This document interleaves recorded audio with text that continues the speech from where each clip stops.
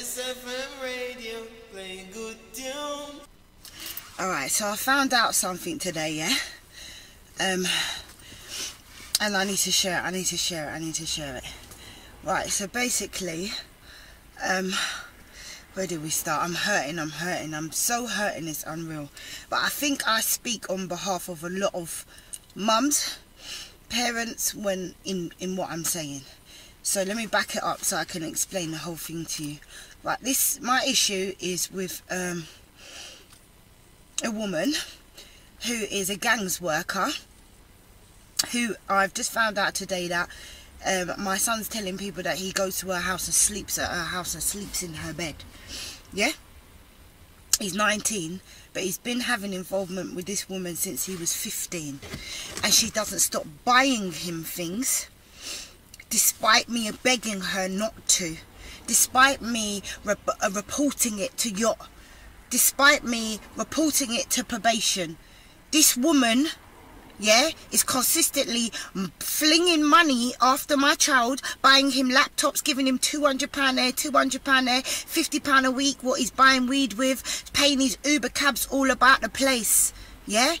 And now she's got him, not only him, several little young black boys sleeping at her house, and I'm going to let you know this, yeah? I'm sick. The other day, my friend wrote a status, yeah? And she's never ever heard such a true word, yeah? She said that we all bang on about it takes a community to raise our kids. But yet there are so much judgmental people that we can't go to them and tell them our problems that we have with our children. We can't go to them and tell them, yeah? We get blamed for everything. All the way these people are running their kids. Listen, this woman has come into my life and into my household when my son was 15 and done a little misdemeanor on the street and took over my parenting rights. That's what she did, yeah? Anything I do, anything I tell my son to clean up his room, he calls this woman crying. And this white woman, sorry, I never, ever bring colour into any outspoken things that I do, you know. But I'm going to do it in this because I'm going to tell you why. As a support worker of 17 years, going and supporting young people, I never understood why certain black families or parents or whatever, people in their business, they don't want this, that. I didn't get it. Because we're here to help, or so I thought. But let me tell you this. You see, the day that my son decided to run away from home, because never in my house has he been arrested or gone to jail. And it's 2 times now he's gone to jail, and countless times he's been arrested.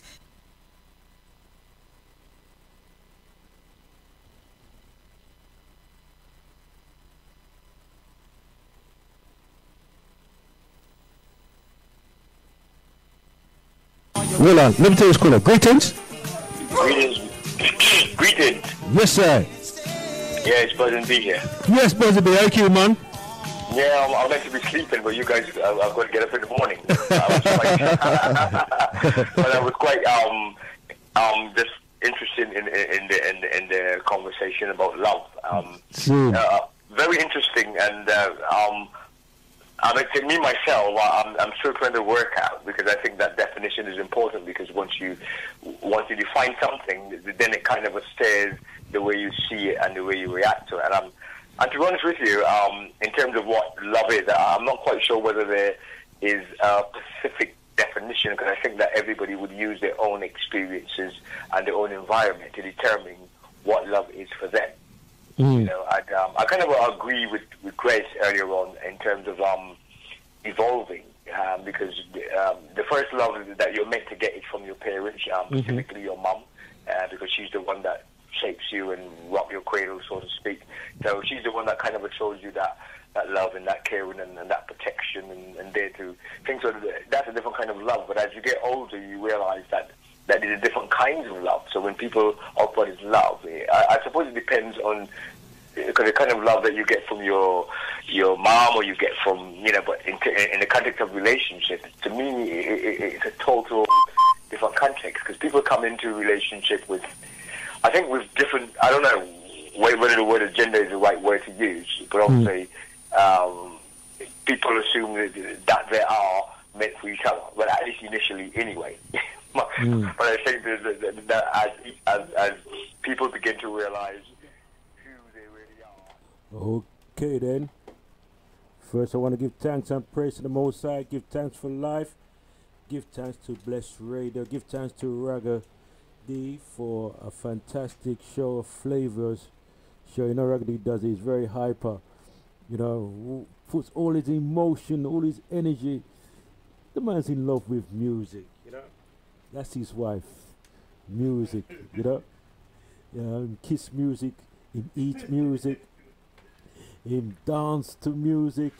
He does everything. He's very passionate about the whole thing of music. He puts all his soul into the whole thing of music. That's why he's so loved by many of our people in the community.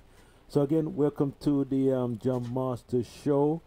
And we'll be touching the whole thing about health. I spent a little clip by the sister who, as you know, we did play some of our stuff a few months ago rather, where she was having some challenges with the social worker, and resolved that we had a meeting at the Chestnut Community Centre where she came and speak with other women talking about their challenge social work, and it really was a productive meeting, and resolved that we have organised the Finding Voice Family Support Group. Result of looking at working these social workers to be accountable. See, so from time to time we'll be talking about the whole thing with the social workers. They have to be accountable, and those who've had challenge with the system, with social workers, you know, please phone in and let us know. See, and also I just play a little clip. We're talking about the whole thing about relationship and what is love. How do we see love and relationship? So, you know, again, the Jam Master Show, and you know, we just mix it up, and we'll be touching a little bit about health. We have a brother who'll be phoning very shortly, talking about health. His name is David and Murphy, and trust me, you're going to be really impressed what he's going to bring to the table. Your thing about health. You know, I've only met him. I spoke to him Tuesday. And today was the first day I met him. We had a brief conversation, very brief conversation. I went way down here, and yeah, it really is a beautiful brother. Enough information, enough knowledge. That's what I have to say. And in fact, he'll be speaking on the 15th of July at the St. Anne's Library, which is on St. Anne's Road, Sisbury Road, which is on St. Anne's Library. And the time is from 4 to 8. We'll be talking about diabetes, prostate cancer, and the importance of education and the future of education. So it's going to take place at the 15th of July. That'll be a Sunday. Time is from 4 to 8. It's a free event. And we're talking about prostate cancer and diabetes. So from now we're going to start get enough people involved and encourage people to come out to that particular event. So again, the Jam Master Show, you know how we do it here. We just mix it up with some flavor. First one, big up to all the presenters and DJs on Blessradio. Big up the management, you know, and the Bless family. Big them up. Also big up other Freedom Station, SLR, Conscious Radio, Galaxy, the Station FM, you know, all those out there, Slam Radio, Diamond Radio, all over North, South, East and West, Beat FM. There's so many of them out there doing some serious work. So it's important that, you know, we connect together and feel little vibes, you know, because we're all going to one destination. So just lock in to the this radio. So we'll be expecting a call by a beautiful brother, Dave, who will be phoning in very shortly and talk about health. And as I said, Dave is really have some serious knowledge. move my son out of my home to give him a better life than who?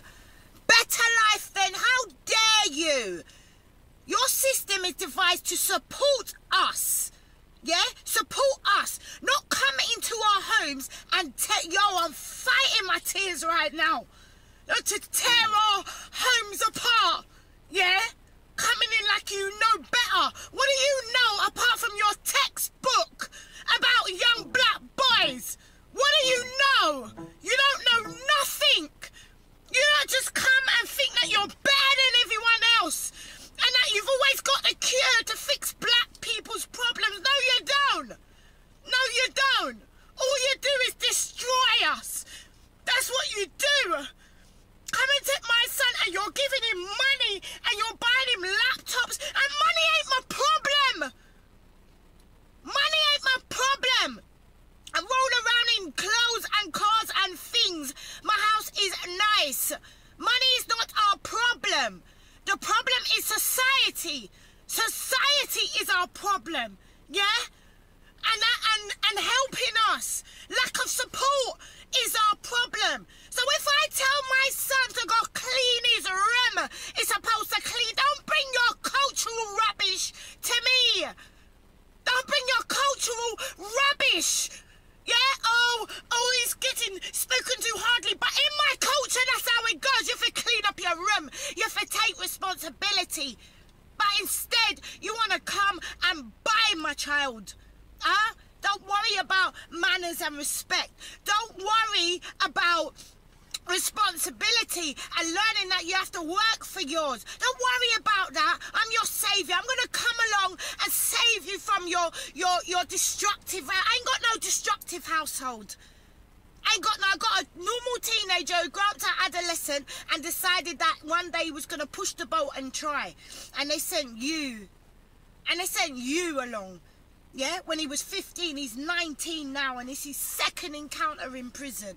This is the second time you've come and paid an Uber cab and took my son out of my house to go and live with his dad that you know that don't in-house minding him or doing nothing for him, and this is the second time he's gone to prison. You tell me how your system is right to help me.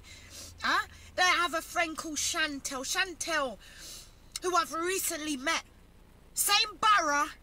Same people that she's dealing with, yeah? Same organisations. And what did they do? She took her son out of school. She took her son out of school because there was nothing but problems, and these people threatened her. They threatened her. She homeschooled her child. She set up home tuition. She was tuitioning at half of our borough, yeah? And they forced her. They told her if she don't send her child back to school, they're going to take the rest of her kids away from her. Do you know what happened to that little black boy? Within 1 week, he was stabbed up and nearly lost his life. Huh? You people make me sick. You make me sick, and you're going to listen to me, you know. You're going to listen to me. Because we've had enough. I'm not being blamed. We're tired of being blamed of what's going on out here. We're tired of being judged by people of what's going on out here. Why these gang workers are taking our picnic them and mining them with money and getting them to sleep in their bed. Now you tell me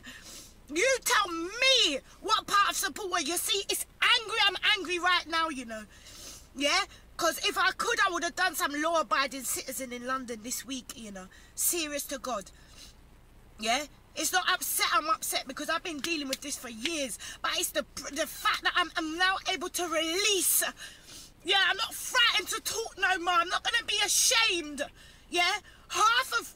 Most of our black men are hustlers or into some kind of something, but we are ashamed to say that our kids have gone down the same dark path. I shouldn't be ashamed. I shouldn't have to be ashamed. And I definitely shouldn't have some white woman coming along, yeah, and deciding that my cultural upbringing, because that's what the colour is about. I don't even care what colour you are. It's about cultural differences. I have my culture. We have our culture. Don't take it away from me. Don't encourage my son to not have faith or belief in his own culture, and that his culture can take him somewhere and get what? Because I'm telling him to tidy up his room. This is what you shit you want to talk about in your meetings. It's about how older mum's rather hard on him. No, my son is abusing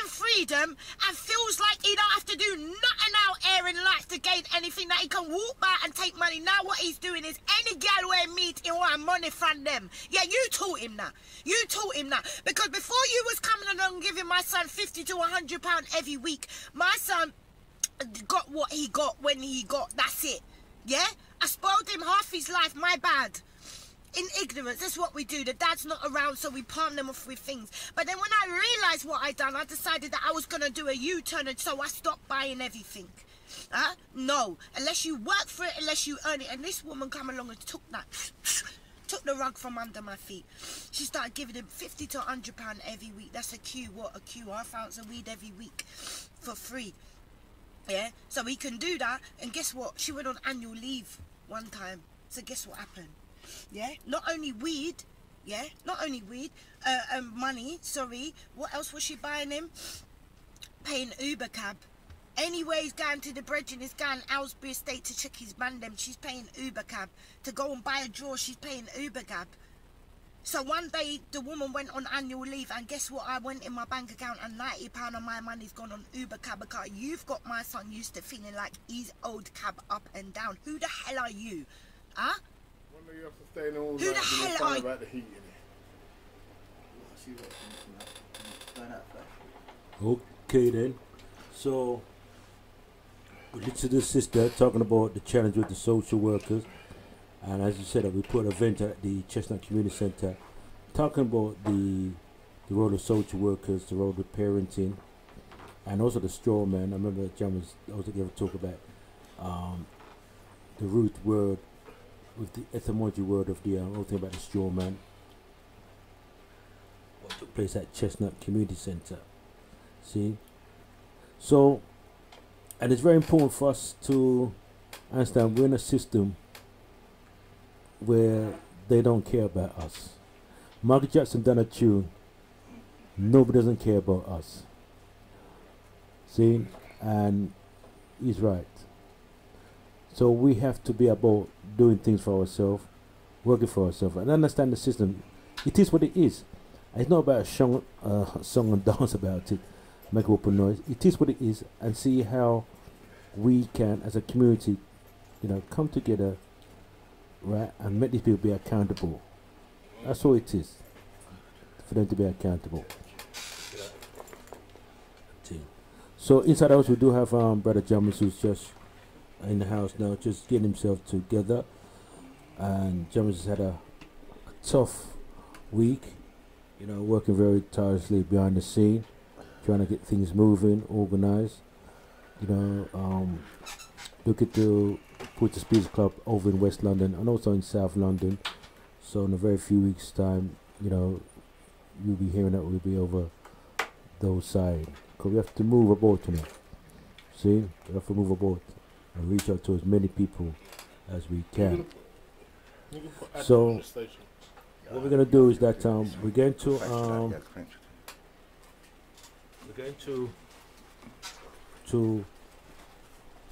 have our brother gonna phone in a very few minutes time, and we're touching everything about health. And I encourage you need to listen to what he has to say, because this brother is an amazing individual, amazing individual. So he'll be phoning in about 2 or 3 minutes, just touching everything about health, and also we'll get the live link number so people can phone in and text us and ask questions as well. So I'm gonna play a bit more of the sister, just reason, then wait for the brother to phone in.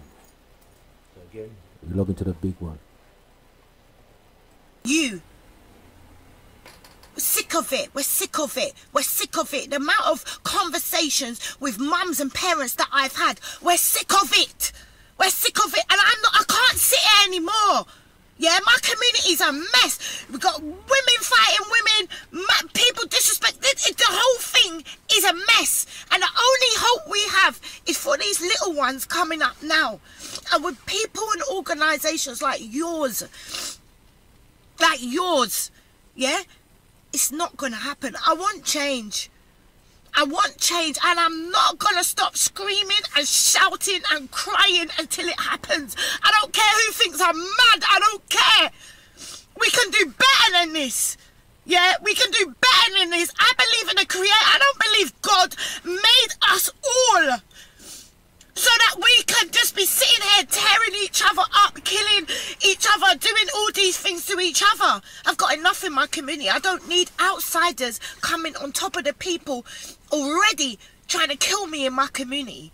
Yeah, I don't need the more people coming to do this to me. Now my son's in prison. Tell me who's gonna run there now? Who's sending postal order now? Cause every time he goes in jail, she don't know about him. Only when he can sleep in her bed. Huh? Cause the whole prison sentence, what he just done last time. Where was you? Greetings. Greetings. No, we can't hear. We have to. Sorry. So we're just trying to connect you. Cause for some reason we haven't. Oh, put that one in. Okay, can you hear us? I can hear you very well. Okay, fantastic. That's good. Okay then. I just want people to know that we do someone here very special on the line, and trust me, when you finish hear what he has to say, life will never be the same again. You know. I was telling Jammers about you earlier on, and even Jammers very excited. You know. But my brother, they will be very wise, right? Just give a brief introduction about yourself and the kind of work you do. Yeah. Okay. Well, my name's Dave. I'm also known as allegedly Dave. I was well, about 7 or 8 years ago. I was very, very sick. I was nearly 20 stone. I was chronically asthmatic. I had problems with my back. I couldn't stand up straight for very long periods. I had nerve damage in my foot, pain up the back of my leg because of an Achilles tendon operation. I had high blood pressure, very high blood pressure in fact, well into stroke territory. And yeah, a whole list of other problems. So I discovered that the medical system was actually making me worse, making, you know, everything that I was trying was actually making things worse for me. So so the next thing I did was I went out looking for you know, alternative practices to try and you know, sort these things out by myself. So I tried lots of different things. I had sort of varying levels of success. One of the things I tried was hydrogen peroxide, which sorry, what's that? It's hydrogen peroxide. So it sounds very daunting because most people think of it as you know, hair bleach, but it's actually just water with one extra oxygen atom in it. So it's H2O2, and it oxygenates the body, and it actually did wonders for my allergies and did something for my asthma as well. But the effects were kind of short-lived. So I continued looking until one day I walked into a talk at a festival about urine therapy, and urine therapy, yeah. Yes, urine therapy. Okay. Basically, the practice of drinking and washing in your own urine. So, yeah, 4 or 5 of us walked into this talk, you know, with arms folded, thinking, you know, it's going to be some woman talking about drinking wee. And by the end of it, we were all convinced. We were all like, we're going to have to try this. So we all walked out, and we the very next day started urine therapy, and it started to work wonders with us. So what is the benefit of urine, drinking your urine? Okay, well, once the urine actually started working, I started actually researching and figuring out why it does what it does. It literally is your own, as there's a book with the same title, Your Own Perfect Medicine. It's literally everything that's going on in your body. Yeah, your urine is like a snapshot of what's going on, and it also has the antidote to whatever is going on in your body. So, if you've got an allergy, you've got allergies to something, you'll have the antihistamine in your urine. You know, if you've got an infection, the antibodies are in your urine. You know, it's packed with stem cells, so it will repair things. And you can see that if you have a cut or a burn or inflammation or something on the outside, and you apply urine to it, it will repair it. It's really amazing. So it literally is your own body healing your own body, and there is no other thing that heals the human body. It's always your own body that does any healing. It's not pills or potions or whatever the white-coated poisoners will give you. It's always your own body that does the healing. Right. So, you know, when you start the urine therapy, start drinking urine, how did you feel immediately after? Right, well, immediately after taking my very first glass of urine, I felt this amazing burst of energy and feeling of well-being. It was really amazing, actually. The very first thing, step back, the very first thing that happened was that I had a massive bowel movement. And that's when I realised that I'd been constipated as well. So literally, it just all came out of me all at once.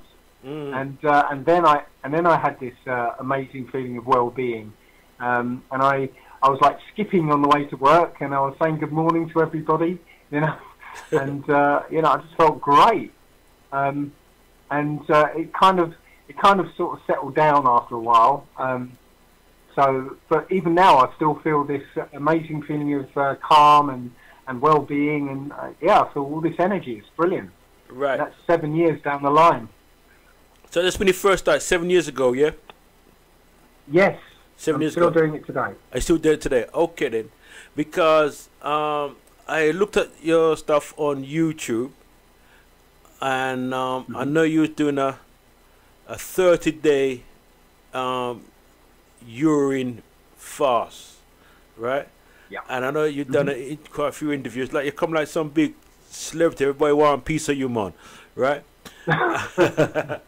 And the question was asked, how did you feel when you done a 30-day urine fast? Because, and the reason why, because people might be listening and say, well, boy, what them people are talk about? You must drink your urine and your pee and so forth. And what kind of nastiness is that people are talk about? You know what I mean? But if you go up online and type in David Murphy, D. Murphy, right? You see all this stuff come up, and he's a well popular person. But I just want you to let people know, because I know yes, health challenge there, and you cure quite a lot of stuff we do here. But how did you feel when you go through that period there, the 30 days urine fast? I know we have jumped inside the whole question. Yeah, well, I've been on actually doing normal urine therapy for a year when I started the urine fast, so I was kind of used to it by then. So during the fast, I got 4 days into the fast, just 4 days into not eating, not drinking, just drinking urine, just drinking urine basically. And I got 4 days into it, and I had this urge to run. I was out doing a walk, and I just had this urge to run. Now, because of the weight I was at, and because of the pain in my leg and my asthma, I didn't run. I stopped running a long time ago. But on this walk, I had this urge to run, so I ran for half a mile, which was incredible. I didn't think I'd be able to run for 100 yards. So I ran for half a mile, and I got to the end, and I could still breathe. I was like, how can this be?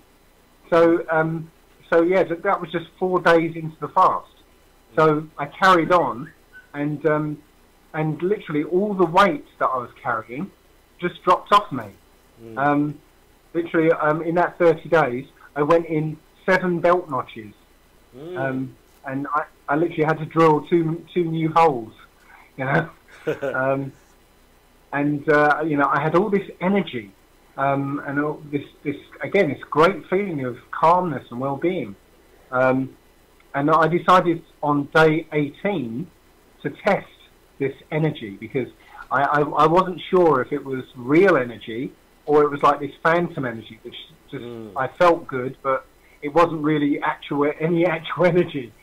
So I scheduled a whole day of manual labour, hard manual labour, where I was building a geodesic dome, which was something like 193 pieces of wood, large pieces of wood, and I literally carried them all out 100 or 200 yards to a green, assembled a dome, crawled all over it for a couple of hours, and then disassembled it and carried it all back in. And that took me all day, and it was like non-stop hard work. And at the end of the day, I was still flying. I still had tons of energy. You know, so it was amazing. It was real energy. But hold on. But I just want to, because people might be listening, and people listening now and saying drinking urine. But your mouth, I mean, does it smell around your mouth and really? Yeah, how's your mouth? Right. Well, first of all, everybody's idea of what urine smells like usually comes from, you know, that smell in a public toilet, or that doorway where the drunks would wee, you know. And that smell is what happens when urine sits on an inorganic surface and is exposed to the air. It starts to form ammonia, and that's the acrid smell that everybody associates with urine. But if you were to wee in a glass and just smell it, you know, you'll find that actually it doesn't smell like that. It kind of smells of you, really. And, you know, yes, the first one in the morning is very strong, but, you know, once it absorbs into your skin or absorbs into the skin of your mouth, it doesn't smell. You know, your breath doesn't smell. You know, nobody's ever looked at me and gone, "Oh, you smell of piss." You know, it's yeah. Well, the only time actually somebody did, and it was a nurse. Yeah. And when I was talking to her, she didn't say anything. She didn't notice anything. But then I started talking about urine therapy, and then I told her I did it, and then she said, "Oh yes, I can smell it. It's yes, I can smell it." And she couldn't before. But as soon as I told her, then she could smell it, you know? Right. Okay then, because this is just fascinating. Just talking to you and interviewing you, you know, because I've heard people. I've heard one or two people mention it. Something about people drinking their own urine, but I never really took it anything serious, you know. But you're the first man we know who. You know, who was a serious man on this, and also you do a 36-day urine fast. But tell me something now, right? Because one thing we want to discuss on today's show is the whole thing about diabetes and prostate cancer. And I know you've done a lot of work around health. You're more of a researcher, because you know you seem to know everything, man, when it comes to health. And even the idea when he was talking about the straw man, he said, "Boy, you know about them thing there." So in the future, we need to talk about the straw man and thing. But in terms of diabetes now, right? Let's go along the road line of diabetes. How would urine therapy will help with the diabetes? I just want to get a little feel from you, and yeah. Okay, well, urine therapy is only one thing that I talk about. And literally, I wrote a book about you know, the approach that I use, and it's basically it boils down to one thing, or not one thing, but it boils down to four steps. Step one is to stop poisoning yourself. and that's by changing your diet. You change your diet to an all fruit diet. Yeah. So let's say if you've got diabetes, right, for a period of 4 months, okay, change your diet to an all fruit diet. Yeah. Don't be afraid of what these doctors will tell you, because they will start telling you that the fruit has got too much sugar in it, and it will put up your blood sugar level, blah blah blah blah blah. Yeah.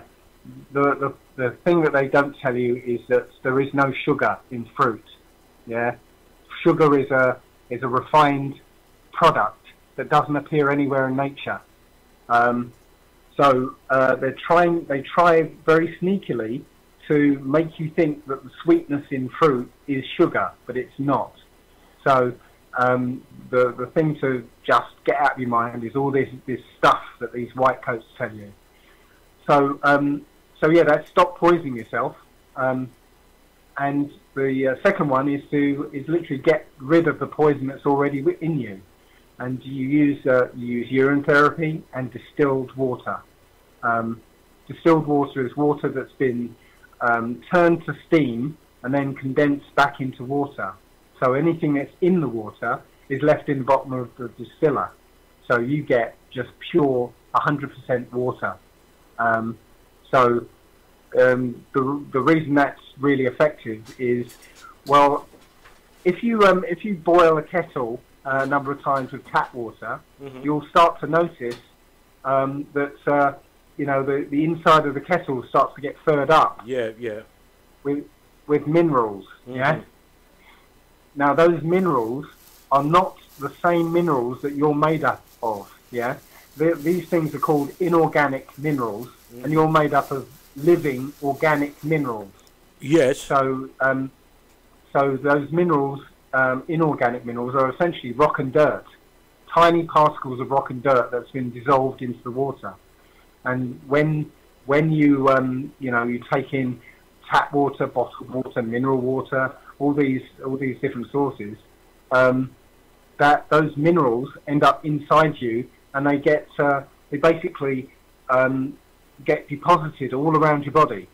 So when they deposit themselves into your joints, that becomes arthritis. Your joints basically turn to stone.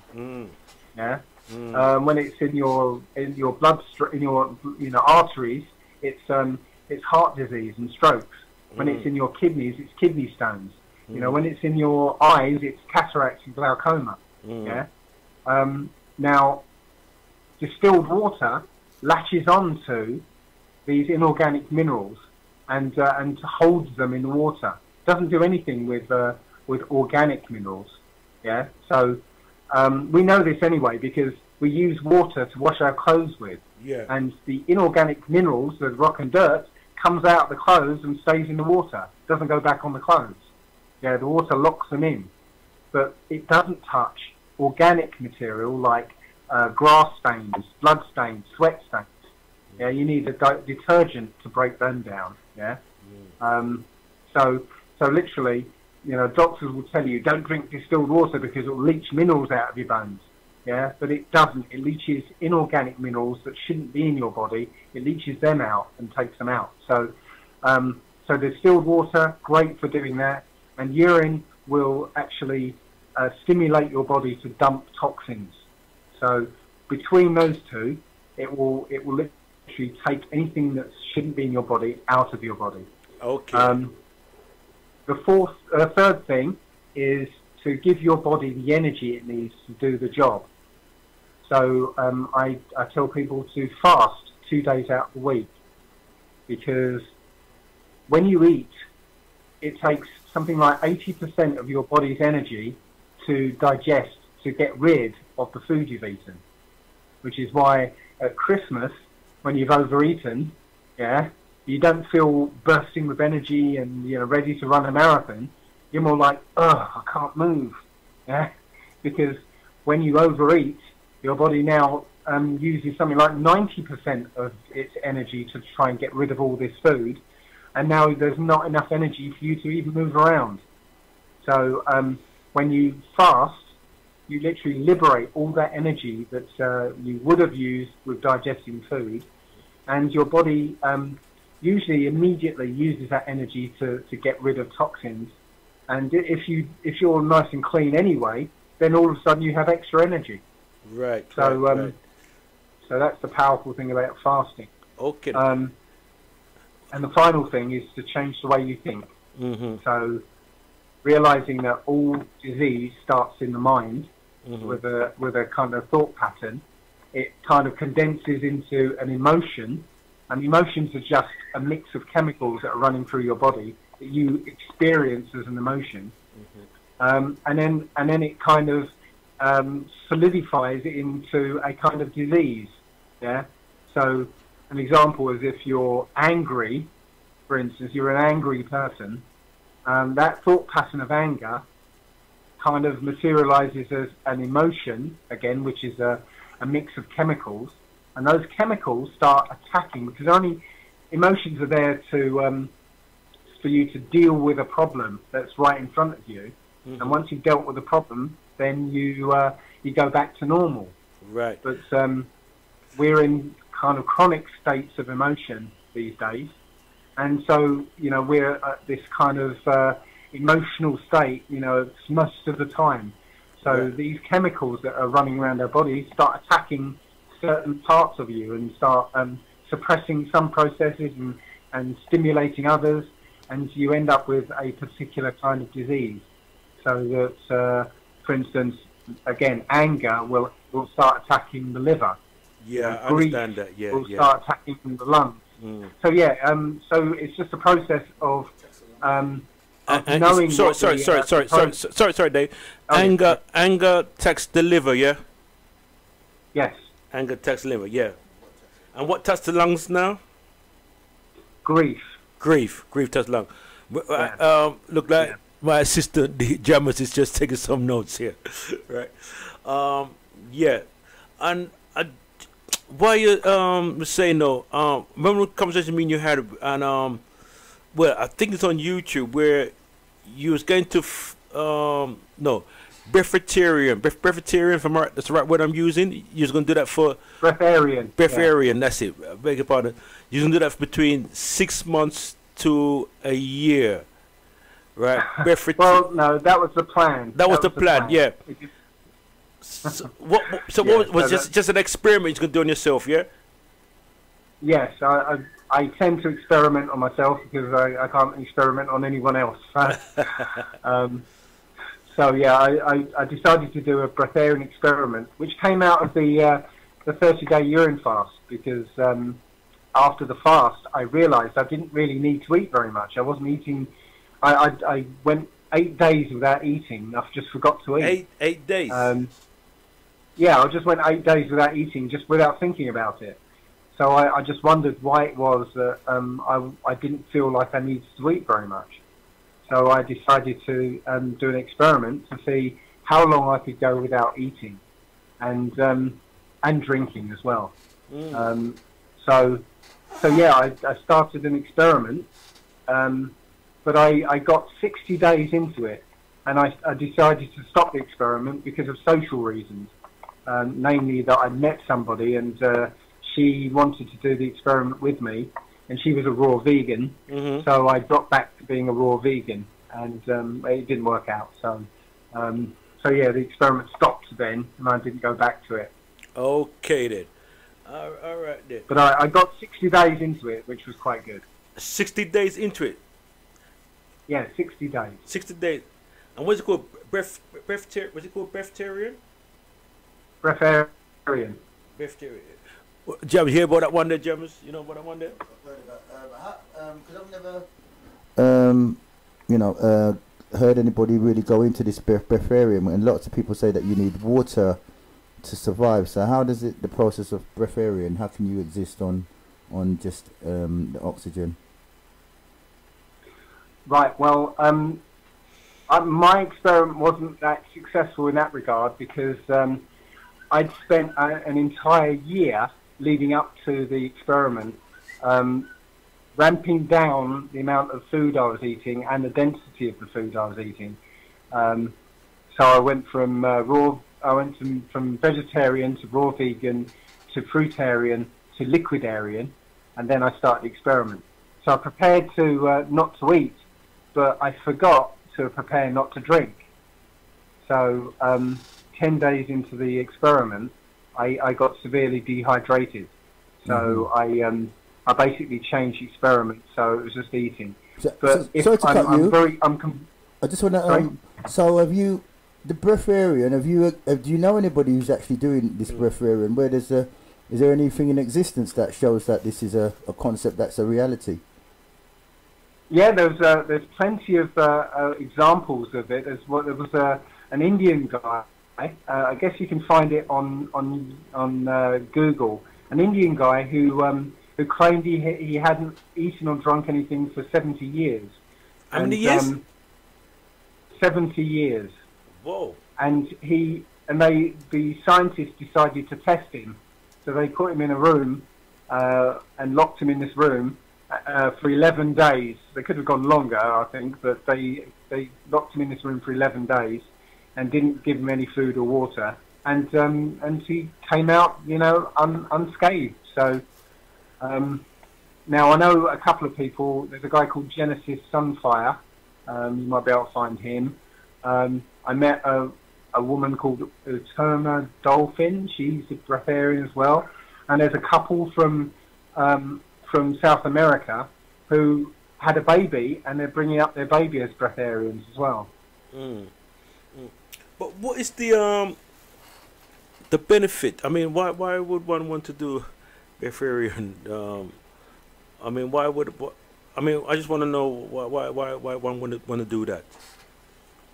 Well, one of the things that we seem to have seems to come out of it is that those people have lived very, very, very long lives, hardly ever eat or don't eat. So we believe it's your lifespan increases. When you don't eat, all that energy is liberated and your body works more efficiently. So your the signs of aging disappear. You start getting younger. Sorry? No, okay, no, I understand now. So it's really about expanding your life, your lifespan, really, and like you said, you getting more younger. Okay, then, I understand what you're saying now. Yeah. Yes, because every time you put anything in your body, your body has to adapt. It has to adapt, and it uses some of its vitality to adapt to your habits. And so your vitality goes down, your lifespan starts to go down. Okay. So, I mean, the, prostate cancer, no, how would you reverse the prostate cancer, no? What would you do? The same kind of principle as well? How that work now? Yeah, same kind of principle. I tend to want to, because cancer is so scary, it's not because it's any different from diabetes. There aren't separate diseases. There's only different manifestations of the same problem, which is bad health. Yeah, you deal with the bad health, then all the symptoms of bad health go away. So yes, you use the same process, but because cancer is scarier to the people who've got it, I tend to like to throw the kitchen sink at cancer. So as well as that 4-step process, I would also include hydrogen peroxide. So with the distilled water, I put somebody on a hydrogen peroxide protocol because what is that? Just explain to people what is that. You know what it is, John? Explain to people what is that. Yeah, hydrogen peroxide is well, you can actually buy food grade, and you can only buy 12% hydrogen peroxide. It's essentially water with one extra oxygen atom added. So it's H2O2. So it's like it's like packed with oxygen. So 1 pint of hydrogen peroxide has got like 9 pints of oxygen in it. So when you take hydrogen peroxide, you're basically flooding your body with oxygen. and nothing bad can live in an oxygenated environment. So, and that came out of the research of a guy called Dr. Otto Warburg from 1931, and he got a Nobel Prize for that work. So where did he get that? Where did he get that from, though? He got it from, he got the Nobel Prize from the establishment. I'm talking about the word he used. What's it called? Oxygen. What's it called again? Hydrogen peroxide. Yeah, where did you get that from? Oh, you can get it from Amazon and sometimes health food shops, but you have to get food grade. It has to be food grade because there's different types of hydrogen peroxide, for doing different things. So you need to get food grade hydrogen peroxide. Okay. So I'd add hydrogen peroxide, and I'd also add apricot kernels. Yeah, I've heard about that because on YouTube there was a particular individual. In fact, he was in prison. Avocado. What's it called? Avocado. Kernels. Ernal, yeah. Ernal, can you spell that? Kernal, or maybe it's an EL. I can't remember. Apricot kernel. Apricot kernels. What is that? Yeah. Well, inside an apricot is a nut, a hard nut. You break that nut.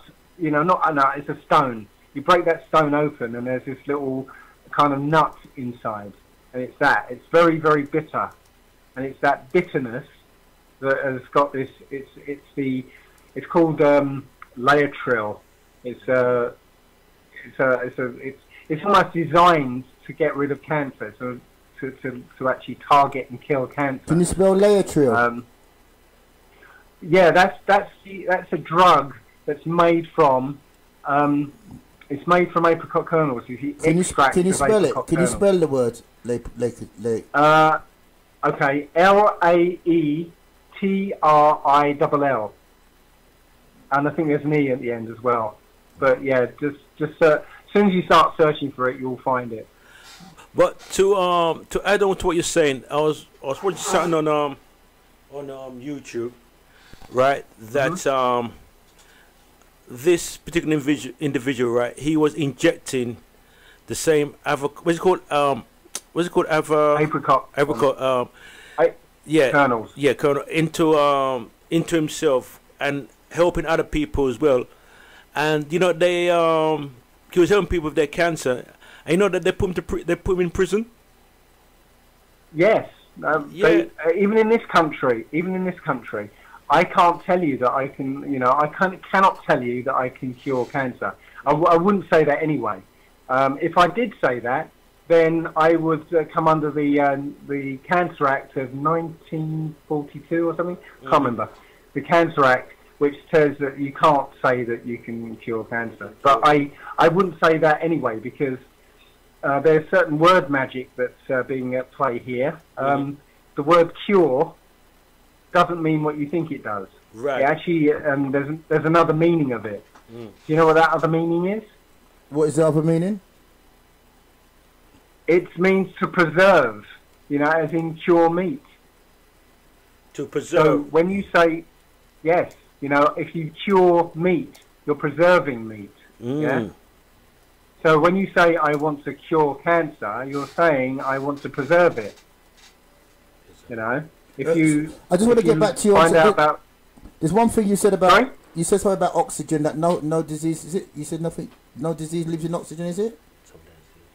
In an oxygenated environment, no disease can thrive. Let me just get that clear again. In an oxygenated environment, no disease can survive. How does that work? Well, it's also connected to the body's pH. Actually, when your body what is the pH? What is the pH? What is the pH? It's whether your body's acidic or alkaline. Right. Okay. Yeah. So if your body's alkaline, if your body's acidic, then your cells cannot take up oxygen very well. Oh, okay then. Yeah. Okay. And when your body's alkaline, then your cells can take up oxygen very well. And oxygen kills certain bacteria, kills anything that shouldn't be in the body, essentially. How does it do that? That's why. How? Sorry? How? Well, you can actually test this. This is one of the uses for hydrogen peroxide. Yeah, if you've got a cut, you've got an open wound, you put hydrogen peroxide in it, and it will start fizzing. And that fizzing is the oxygen killing bacteria, harmful bacteria, because they literally can't survive in an oxygenated environment. You will see, and that cleans the wounds really well, because it just kills all the bad bacteria off. So because we breathe, we're living in a oxygen and carbon dioxide. Yeah, what's the carbon dioxide do then? Well, carbon dioxide is a poison. So basically, when you're breathing, you're taking in the oxygen to cure what is inside you, and you're breathing out the poison. Is that correct? Yeah, we use oxygen to get our energy to move around with. Yeah, oxygen is what powers us. But the exhaust of that is carbon dioxide. Right. So this is why people die in their sleep. Yeah, especially in the winter. Yeah, because what you do in the winter is that you seal your house against the cold. Yeah, and then your bedroom, you double seal it so that drafts don't come in. Yeah. So when you've sealed yourself in your bedroom and you're lying there for 8 hours breathing the same air, yeah, you're making the air more and more toxic. Yeah, you're every time you breathe out, it's not just carbon dioxide, you're breathing out toxins. And so the air in your small bedroom is getting more and more poisonous. And this is why you really ought to always sleep in a well ventilated room, because you essentially poison yourself every night if you seal up that bedroom. So what you saying? It should have air coming inside the room, yeah, fresh air. Leave a window open or something, but don't seal yourself into a room and just breathe in the worsening air. Okay then. Because once your body gets used to that sort of thing, you end up with what they call disease, which is just simply that you're breathing in bad air. Okay then. I just would like to ask, what is toxin? What is a toxin? What does that mean? It's something that is poisonous to the body. Sugar is a toxin. Yeah. What creates toxins then? What is it? What creates the toxin? Well, it's simply something that the body does not like. It's something that is harmful to the body. We call it a toxin. So toxins are in nature as well as man-made then, yeah? Man-made and toxins that are natural. There are things that we can't eat, or there's things that we can't touch. So I just want to go back, because basically doesn't urine carry toxins out of the body? Second? Urine, doesn't it carry the toxins out the body? No, it doesn't. It doesn't. Right. What happens is your blood goes to your liver, and your liver takes out any toxins, takes out any viruses, pathogens, anything that shouldn't be in the blood. Your liver takes out, and it goes to your poo. The purified blood then goes to your kidneys, and your kidneys are there to keep your blood in perfect balance. So if you've got too much water in your blood, like if you've drunk too much water, your bloodstream has absorbed too much water, the excess water is going to get shunted away to your bladder. And the same with vitamins, minerals, proteins, enzymes, hormones, everything that's good in your bloodstream. Yeah, if you've got too much of it, that's just as bad as having not enough. So the excess is going to get sent to your bladder, and while it's in your bladder, your body recognizes that it needs that stuff, so it will reabsorb the urine from the bladder. That's what the bladder is. It's a storage facility. and it's only when that storage facility gets completely full up and it can't store anymore that the only thing it can do is dump it overboard. It doesn't want to. It's, you know, this is very valuable stuff, but when there's nowhere else to store it, it's got to dump it overboard. Okay then. So I just want to go back now. You said that all disease is caused by emotion and your thinking process. And you mentioned that your liver is affected by anger, and your breathing is affected by grief. What emotions affect other parts of your body, like your heart, and is there other emotions that affect other parts of your body? Yeah, I can't remember very much offhand. Yeah, I should have brought one of my books up here, but yeah, literally every emotion, every strong emotion affects one part or another. And in my book, basically every illness that I cover in the reference section at the back, it doesn't only tell you how to heal yourself of it. It also tells you how to change the emotional state so that you don't hinder the healing and you don't re-trigger it after you've healed. So yes, it's a very important part of that. And it wasn't just my work here. It was, I discovered how that process worked. But when I started cataloguing it, I found that somebody, Louise Hay, had already done it. Yeah, Louise Hay. Yeah, she's written a book on you can heal your life. You can heal your life. She talks all about the connection between your emotional states and your physical state. Oh, okay then. I didn't know that. So I just want to go. So how do you change your emotional state then? Because people seem to be locked into their emotions. So how do you actually change your emotional state? Right. Well, the way I tell most people is that you have to start listening to your self-talk. You know, that voice in your head that's always chattering. Yeah. It will mostly be negative about you. So when you go to do something, it might say, "Oh no, that's going to be terrible. You know, don't do it. You know, you're crap at it. You know, it's always going to be a bad thing when you do this. You know, it'll be negative about you, and you've got to listen to it and start to recognise what it's actually telling you, and what it's usually telling you. Well, let me step back a second. What it actually is that when you were a child, you suffered some kind of trauma that created a program in your mind to protect you from that trauma.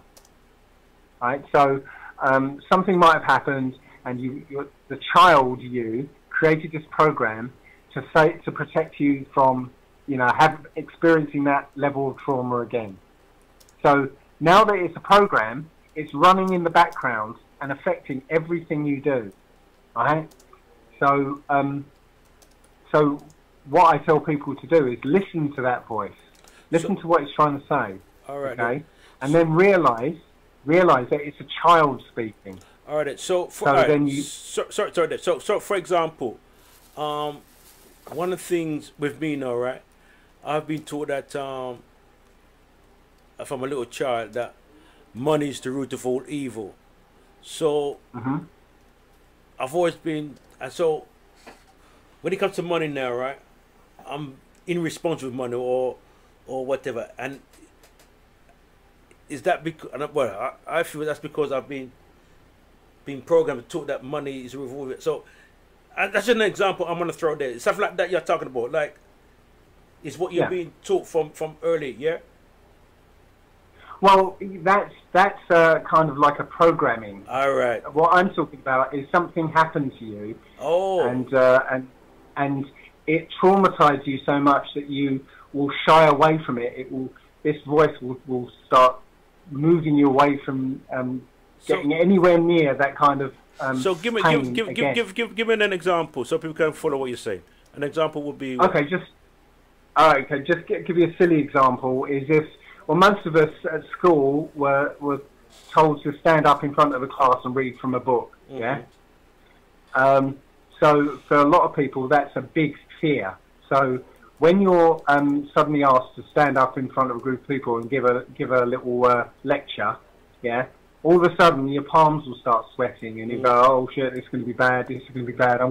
People are going to laugh at me, and you know, I'm gonna, you know, you'll hear the voice going, oh shit, you don't want to do this, you know, and because of that, you know, you'll start sweating, you'll start shaking, you start forgetting things, and it becomes a self-fulfilling prophecy, right?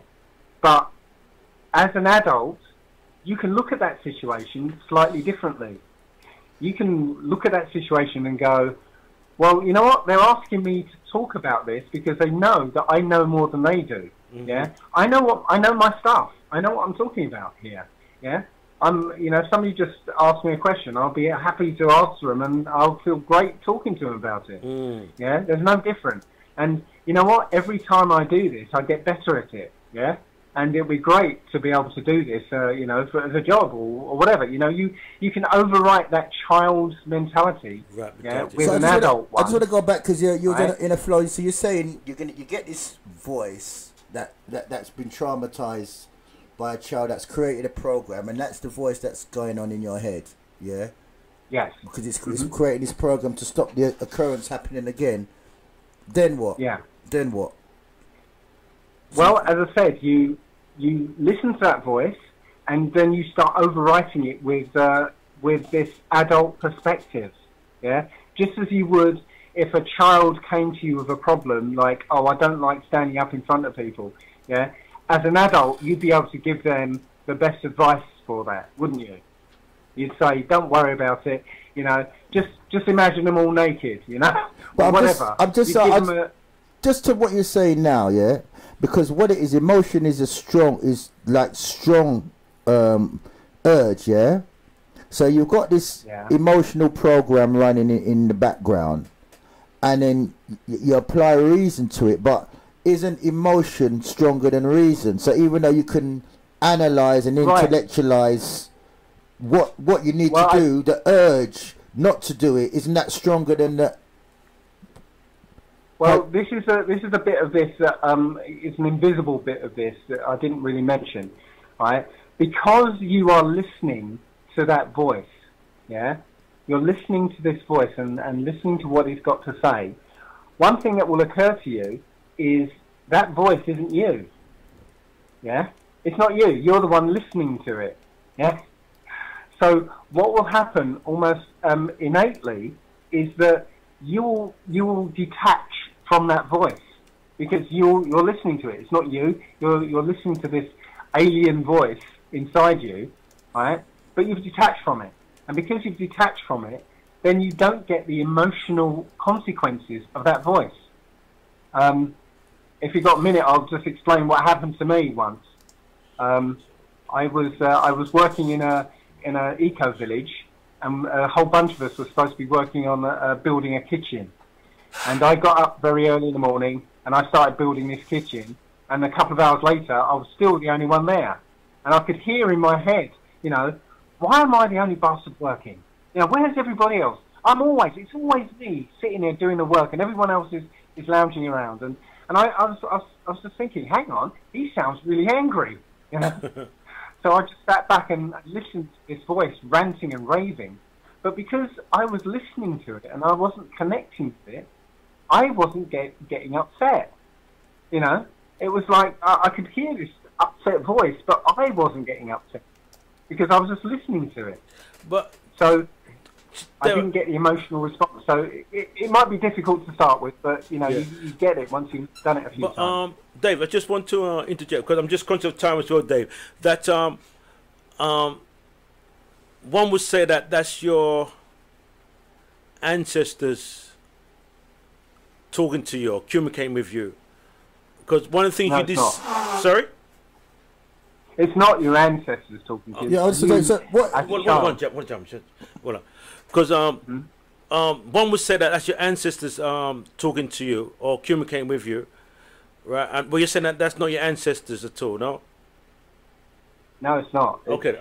You know, you will notice it, because if you don't know what the event was that caused that program, eventually it will dawn on you what that event would have been. Okay, yeah, so you're talking about something different. No, yeah, I'm talking about something different. Okay, I see what you're saying. I see what you're saying. But I mean, what I'm saying is that when you're in a, or then an example would be that supposing you've gone through an experience, say death. You know, you lost your loved one, your father, or your mother, or so forth, right? And then you're in a quiet space now, right? And a voice was speaking to you. We're saying that, you know, everything's all right and whatever. Some would say that experience as their ancestors talking to them, right? When that voice is got, would you say that your ancestors at that time there? I would say absolutely not. Okay, then. Because the Old Testament tells us there is no link between the living and the dead. Okay. Yeah? So I just want to cut, because you're on a crucial. Sorry, you're on a crucial point here. I just want to. So what is thinking then? Is thinking a program? Is it your ancestors? Is it an urge that your body? What is the actual thinking then? Is that the voice that you're hearing? What is it? What creates that? There is thinking, right? Because you think about it. When you're listening, you know, when you're sort of, you know, doing something and you hear in your head something going on, some chatter going on, yeah. Well, you're listening to that chatter. You know, if you take the time to actually listen. Well, you are listening to the chatter. Yeah, it's a program. It's not somebody else. It's a program that you set running. Yeah. Just like if you watch a TV show, or if you listen to a piece of music over and over again, and you walk into a room and you hear the first few notes of that music, right? Your mind will go, okay, I know that, and it will carry on that music for you. Yeah, it's just a program. Right, I just want to say, so basically I think I want to clarify what a program is by what you just said. A program is a recording. So basically, something will happen to you in your child life experience, and then your body will record that experience just like a record is made. So then when something triggers it up, that tape recording in your head is going to play of what the recording mechanism, what happened at that event. You're saying it plays the recording in your head. Is that on the right track to what you're saying? It's kind of it, except this program is kind of intelligence, like an AI version of that. Yeah. So it will look at the situation you're in right now, compare it to that situation, find out what the similarities are, and try and steer you away from that situation, because you know you don't want to get the consequences of that situation. Okay then. Yeah. What you're also talking about is false experience. Yeah. All right then. So when you watch EastEnders, EastEnders, yeah, and you watch how they deal with conflict, yeah.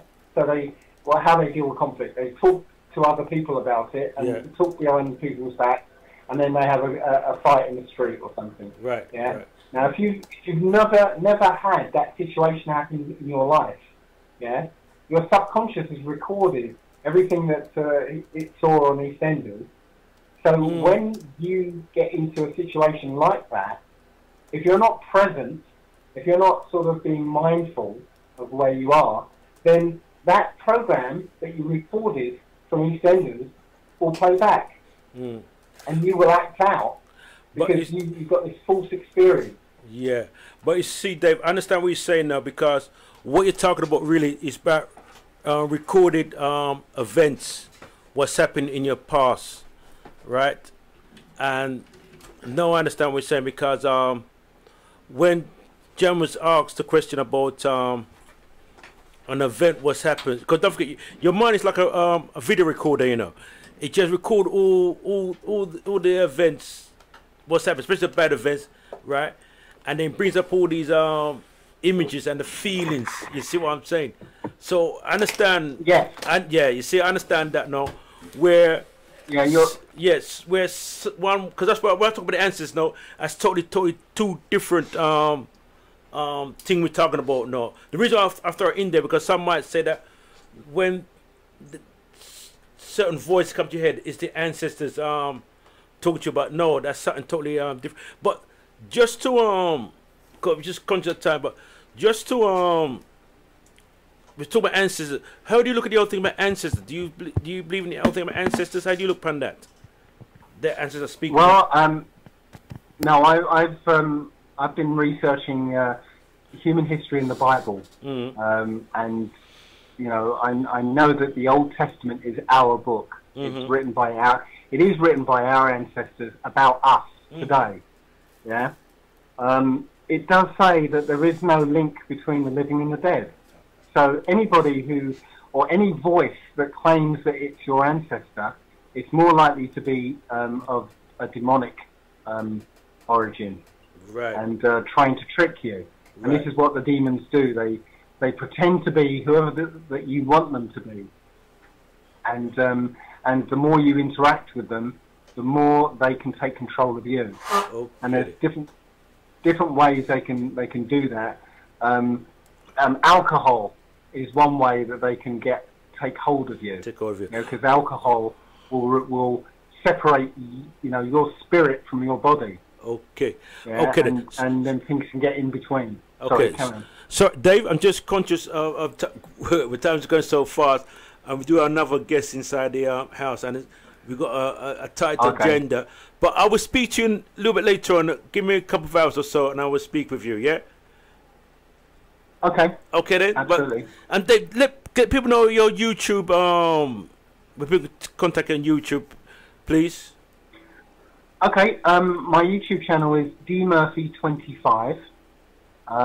I've got a website which is www.allegedlydave.com, and I've also got a book called The Human Body Owner's Workshop Manual. Okay. And you can get it on a place called lulu.com. Okay then. Dave, give thanks again, yeah? Oh, yeah, thanks very much for having me on. No problem. Okay then. Right, we're just going to have a short break and then we'll be back after the break.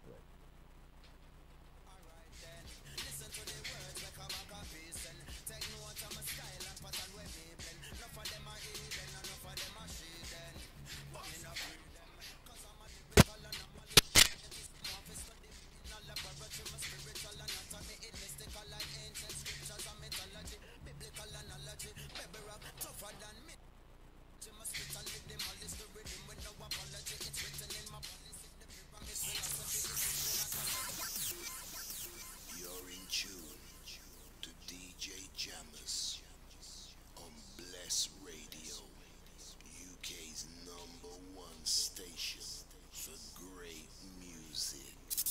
Don't touch that dial.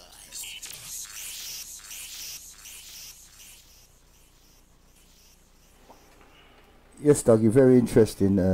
Very, very interesting guest. Right, where like, do you get these guests from? It's like you're a magician. Every week you're pulling a new spectacular person from your sleeves, you know? No, I was so fascinated by him when I saw his stuff on YouTube, right? I made contact before, and I saw his stuff on YouTube. I made contact again. We spoke, and it so happens that cause he's based in Brighton, he's coming down to London, in North London. I said, you know what, I'm going to meet with him briefly. We had a brief chat, but you know, he's amazing. Trust me, and you know, he's given me one for. I must say, when I had a conversation with him on Tuesday, you know, he gave me clarity. You know, I give him that. He gave me clarity about one or two things I wasn't too sure about, and he's got a calm manner of explaining things. You know, but you know, he's one of the brightest youth them on his planet too. You know, in certain areas he does. IT programming or whatever. You know, they get to find out. Yeah, so he's a diamond among us, man. That's good. And we just got a guest. Long time. It's like you've been away for years, Theo. Yes, good evening, good evening. us How that you guys frequency. doing? How you Yeah, I ain't guys? heard your frequency for a little while, you know. Yeah, oh yeah, just a nice passing through. Good to see you guys, and that's just a little hello to the blessed listeners and everything. I was just catching a tail end of that, and that did sound like a rather interesting conversation you all was having. Was you able to pick out anything from it? Well, like I said, I only walked in when there was, and I thought to myself, Dougie, when he was explaining the thoughts, I kind of tried my best to come up with what might have been a helpful analogy. And not too long ago, you was covering straw man. And you're thinking, what's this got to do with this? But anyway, you see, they talk about the legal fiction that bears your name. And then obviously, if you then submit to a summons order and turn up in court, you then place yourself as a surety for your legal fiction, when in fact you do not have to be there. Right? So I think what the analogy is when he talks about the thought that you listen to. And if we always have to recall that the most familiar voice to us is our own voices. So we create this idea that voice that you hear is actually you, because you hear your own voice in your own head and you don't hear anybody else's. So then you may be in certain ways you can be suckered into considering that voice you hear is actually yourself. And if you follow those thoughts and let yourself represent those thoughts, then you can end up in that very same EastEnders scenario he was referring to. Does that make sense? So basically, as you say, we have a certain vibration about us. Like, you got a certain walk, you got a certain tone in your voice. So when you think, you've got a certain tone that you think with. So when you're hearing like things in EastEnders, it's communicating. I think I'm just trying to go along with what Theo's saying. It's communicating in the tone in your head, which is your voice. So basically, you see something in EastEnders, and then you record it in your head, and then when a situation comes out in your lifespan, then that recording that you had in your head will come back to you. But it was originally taped from EastEnders, so you think it's your voice telling you something, but it's a tape recording from EastEnders. What's been playing back in your voice? Is that kind of no? I kind of see. I see where you're going with it. I mean, I'm not the expert on this, but I'm just saying. Let me try and reiterate it in another way, or maybe just be a bit more refined in the idea. So, I'm talking to you. Yeah, as far as you're concerned, you're listening to me. So you remember there's this guy David he was saying his name is. So he kept saying to himself, well, he listens to the thoughts the same way in which he would listen to you or I speaking. And remember, there was a specific juncture. He said, "Oh, this person sounds really angry." So he's not saying, "Oh, this voice I'm hearing is me." He's sitting back and observing this whole tirade that's letting off, which is kind of like masquerading as being him, because when you listen to your own thoughts, you hear your own voice. You can easily differentiate between somebody else talking to you because you recognize their tonality. So basically, at the moment, you're talking to me. So you're hawking to hawk. You're hawking, which is a sound, like what a bird makes. That's where the word hawk comes from, because it's the sound that it makes. So basically, listen means I'm putting the list of what you're saying in me, like in a filing system. So you're making the sounds that I'm filing away for future reference. So when a scenario comes up, I'll access the file that relates to the problem that's taking place, and try and use that filing system to deal with the problem. You see, so if you give me a file of fear, like saying don't go down that road, then I'll file that. I'll put that in a filing system, and when that road appears to me, my defense mechanism will pull out that recording of what you told me to do. You see what I'm saying? With that, so someone will give you create an atmosphere, right? So say don't go down that road. In the word fear is the word ear. So you'll hear that. It'll go into your heartbeats, because in the middle of your heart is the word fear. So it'll create an emotion for that for that process. So when you go down to that street, your heart will start to beat and access that file, and then it will and then you'll play that recording in your head, you know. And then if you haven't got another experience or another file to access, or you don't, and you say you don't listen to it as it's somebody else, then you'll just respond to the emotion, and you won't be able to override it. Is that kind of similar? Yes, yeah, similar. Yeah. Similar. I feel I overcomplicated the explanation. Just a little. Trying to simplify it. Just a little. I overcomplicated, but yeah, just yeah. So that's really, really, you know, what you touched about is, well, all disease is created by your thought process, you know. So we've got to be aware what is coming out. What is this inner voice in our head? Where's the source of it coming from? You know, is it just a trauma that, as he said, that you experienced when you was 5? You know, that you're replaying again in your head, and you can't get past that cycle. You know, so something's happened to you. You know, maybe you had a bad experience with a woman or something like that, and another woman who looks like that woman appears in your lifespan, and then it recreates that experience again because you reenact that experience. No, but you see, don't forget, you did explain that. I mean, your mind is like a video recorder. So if you experience a bad experience, right, you're going to bring that memories back. Why do we bring the memories back? You bring back that feeling. You can create that kind of feeling, yeah? You actually it's like what's no different watching a movie. So you watch a movie, right, and when you start bringing up certain kind of feelings. Got another call coming through? Yeah. Okay. Greetings. Yes. Am I live? Yes, yes, sir. You're live and kicking, and you're live on Bless. Big up. Yeah, I'm a bit confused with you and this conversation with the man drinking the urine. Right. See. Join the club, you know. Yeah. Huh? I said join the club. Yeah, because urine to me is waste. Urine or urine? What are you talking about? Urine, what do you want to call it? Do you want me to spell it out? No. Same thing. Yeah, go on.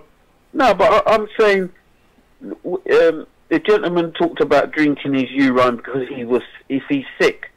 If he's sick, then what he's peeing out is what he's sick with and drinking it back in.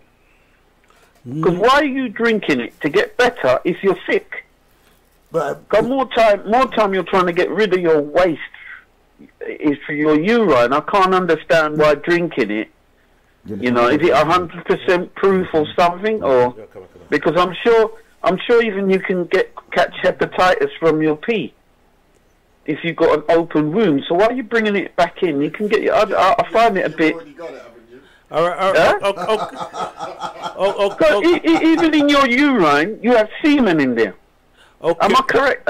He can ring back. I'm pretty sure you got semen in there. And obviously, if he's copulating with someone, and she has a yeast infection, he's probably got it as well. So it all is. I think urine. He's got to watch what it is. I think the Europeans are just fascinated with golden showers and things to do with pee. That's my personal opinion. Yeah. But obviously, you didn't listen when he said that when you circulate, because don't forget the urine, from my understand, right, when it goes through the